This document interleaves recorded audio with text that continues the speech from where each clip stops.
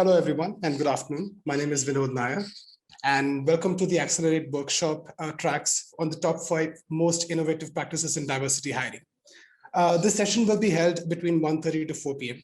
And I also request all the attendees to kindly post their questions on the Q&A sessions so that I can relay the same to all the speakers. All right. So our next speaker for the day is Ms. Sandhya Kini. She is the Director HR Willis Towers Watson. Welcome, Sandhya. The stage is all yours. You're on mute. Yeah. Hi, Vinod. And thanks for inviting me for this session. Let me just share my screen as well. Yeah, please. Okay, so good afternoon, everyone, and thank you, Vinod, again for inviting me here. Over the next 15-20 minutes, I'd like to talk about R&D priorities at Willis Towers Watson and some of our practices in diversity hiring. I think we all know that R&D has become an important aspect in the corporate world in the last decade. And at times, it's very easy to get into, to let it become a tick in the box activity and to achieve, say, a goal on the scorecard. And that's not what we stand for, okay? At Willis Towers Watson, we want every colleague to feel that they can bring their authentic selves to work every day.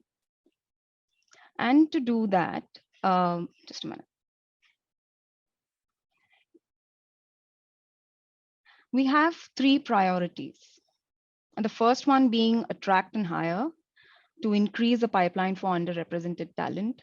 And this is a piece that I'll talk to you about in a little more detail in some time. The second piece is culture and brand to promote an inclusive culture and work environment. And this is really critical when we look at engaging our internal and external talent.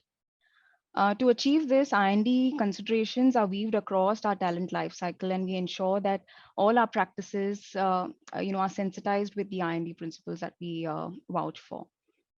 We engage colleagues through our global diversity calendar events, communications and inclusion networks.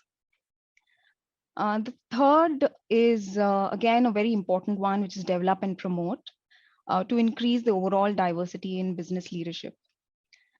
To help diversify the bench for future leaders, we continue to pilot development programs for underrepresented talent, and that's not just women, but any sector of the underrepresented talent that we have in the communities. We ensure that we continuously strive for getting development opportunities for them.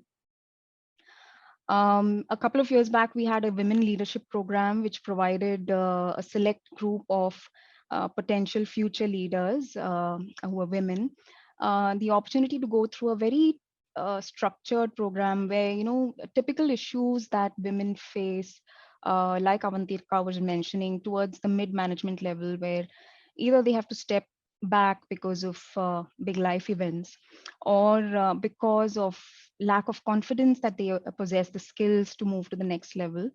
There are skills like how do you network, how do you position your personal brand.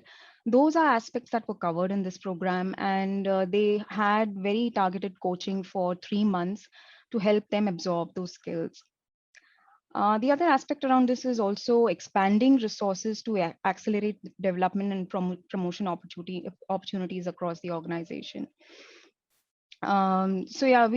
These are our critical priorities across Willis Towers Watson.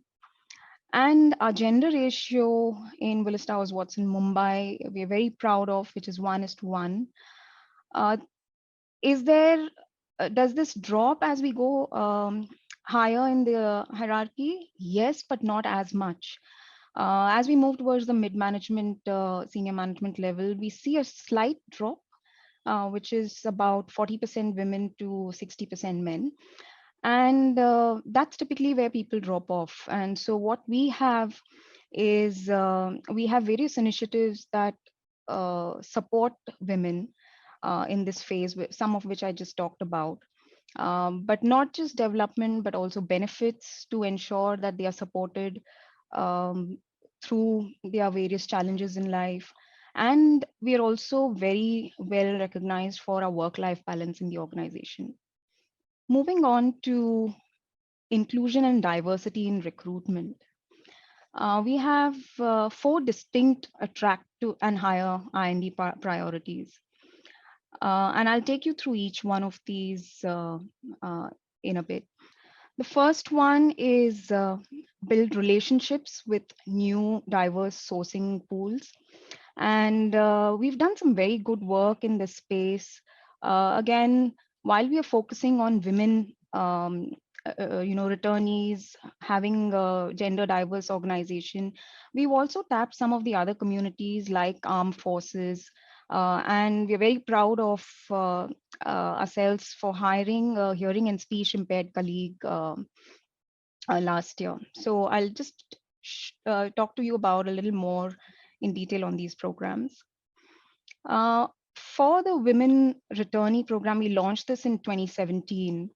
And since then, we've hired about 38 women across the years. This is especially for women who want to come back to the corporate world after they've taken a significant break in their career. And sometimes these women struggle because it's either because of lack of confidence or they're not prepared to put themselves out there for an interview, or it's they've just become comfortable in what they're doing. So this actually brings people back. We started this with a mega drive where we opened our gates to women who've taken a break. And it was very successful. A lot of women came in. The picture you see here is of one of the drives that we had. And we typically hire about 10 to 15 women returnees through this program. And the key to making this a success is involving business leaders and gaining their commitment to this program. So unless you get their buy-in and you sensitize them to why we are doing this as an organization, it can't be as successful as we'd like it to be. We also get them to earmark some roles that we can use for this program, because typically a business would like to replace roles or hire roles at the bottom of the pyramid. So we try and earmark some roles so that we can lay in these hires across the hierarchy as and when we get good profiles.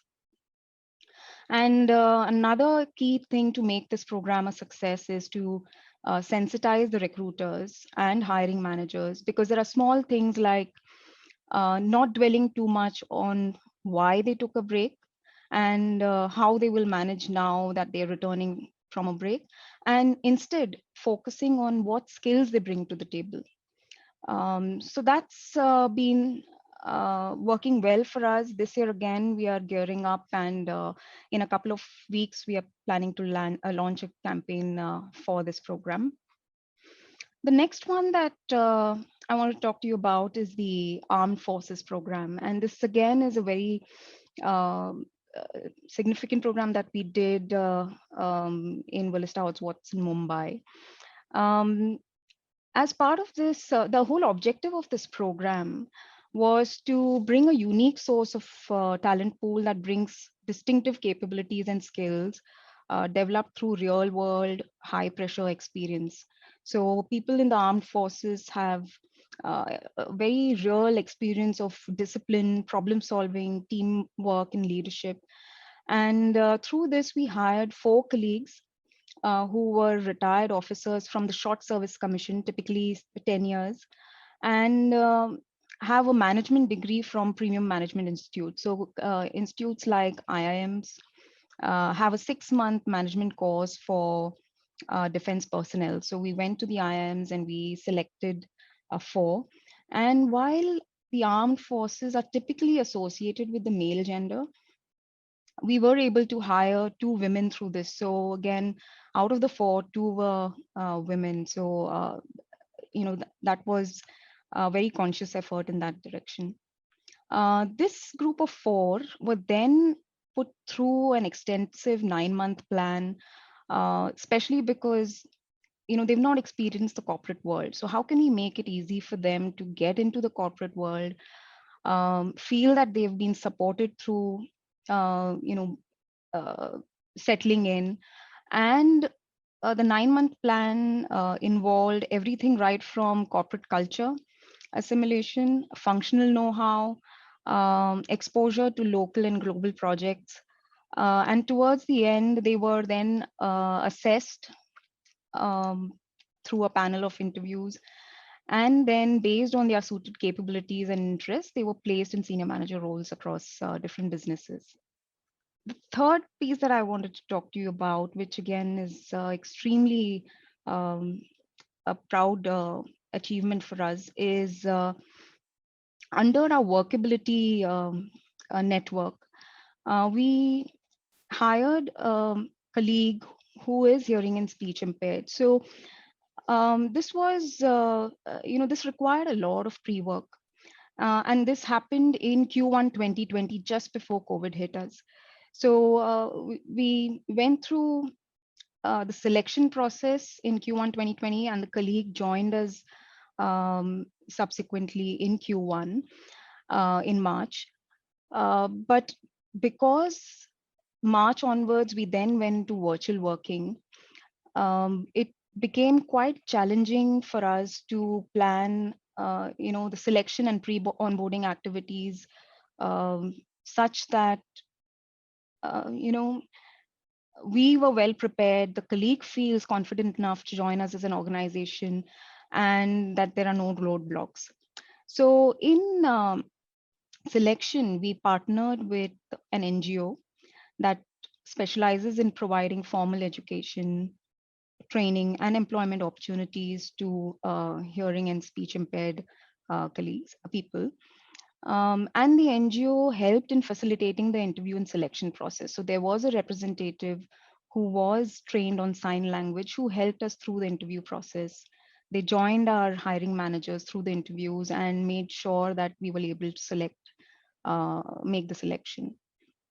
The second most critical piece to get this working was a sensitization workshop for the managers and the team in which this colleague would then work. So the managers then had to learn the do's and don'ts and the basics of Indian Sign Language. So all of this was done through the NGO that partnered with us.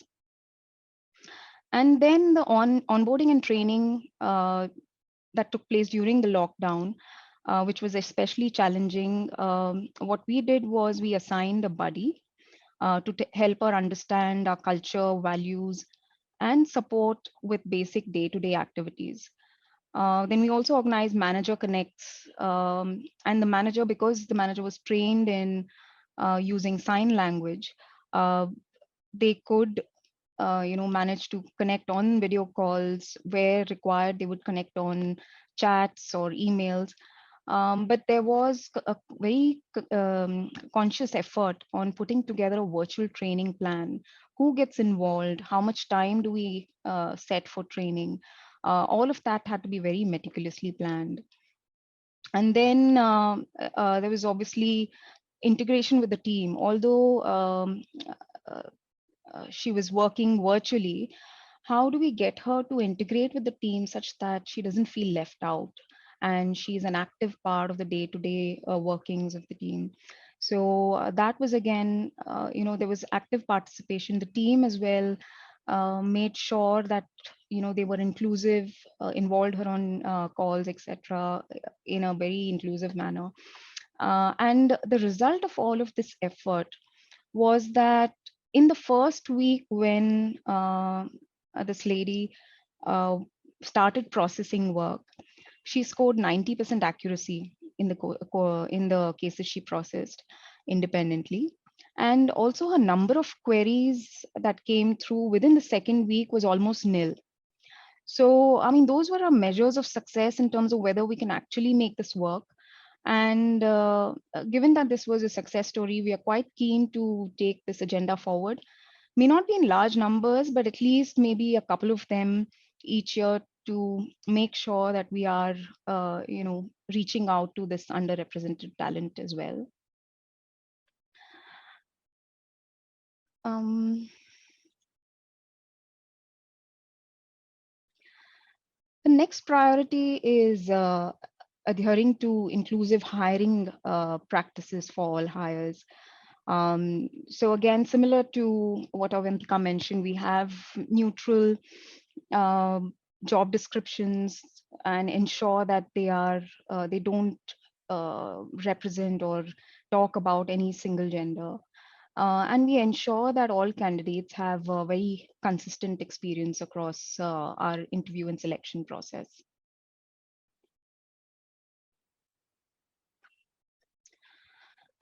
On the third priority for I&D in recruitment, which is embed objective, inclusive interview practices. One of them is obviously to have diverse interview panels. And we make sure that all our hiring managers are um, sensitized with what is required to be inclusive in an interview. Similarly, we also pay attention to making sure these panels are inclusive. We make sure there are diverse hiring slates, especially at our senior career levels. Uh, at senior levels, we've sharpened our focus on gender diversity globally, and we've adopted some principles to help support this commitment. So a couple of them are that all open roles must be posted or advertised internally for at least 5 days before we go external.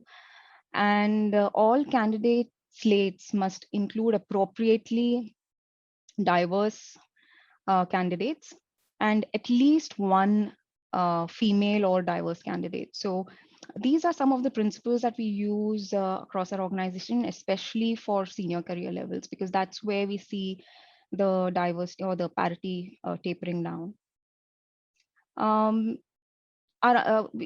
We also have unconscious bias training, and we have an inclusive hiring portal that's specifically designed to contain content that our recruiters and hiring managers can use to help themselves understand how better to be more inclusive in interviews. So that is quite a rich source of information that our colleagues can use.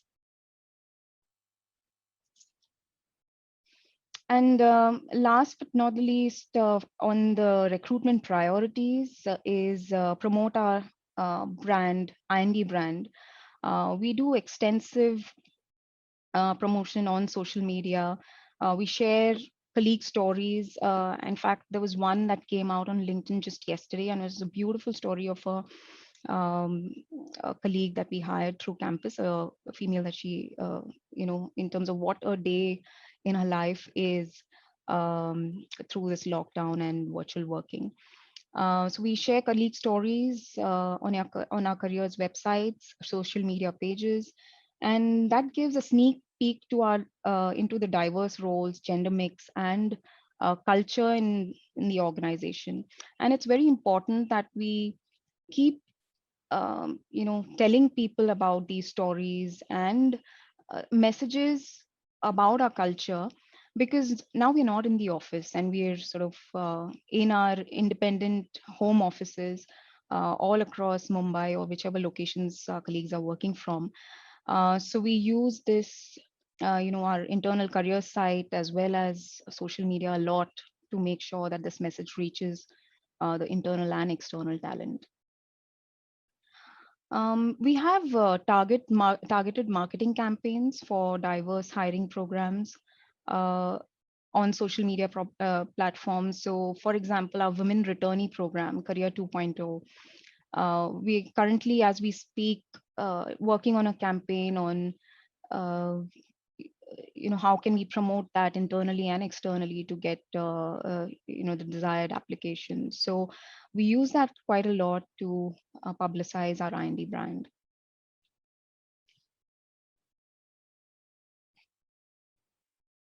Well, in summary, I think that in order to improve diversity hiring, it's important to focus on being inclusive and create an inclusive culture. And according to me, inclusion is not a matter of political correctness.